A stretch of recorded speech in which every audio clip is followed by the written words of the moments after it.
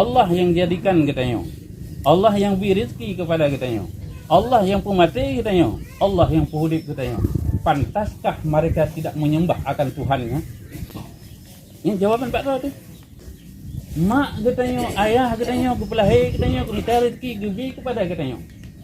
Watai karai katanya tak bangkang orang si. Pantaskah siro anik bangkang kepada orang si? Pu pernah lahir rahim lain ji. Pu pernah lahir sulbi orang si agam lain ji. Tidak. Maka anak pantas siro anik pembangkang daripada kedua orang tuanya. Demikian pula han lebih pantas manusia jika pembangkang daripada Allah Subhanahu wa taala. Ingin mandum ada Allah. Maka orangnya hidup merenung ya. Ya tanya mandum lagi ya. Calon sarjana kalau menteri. Tapi menyanyi tak pasti.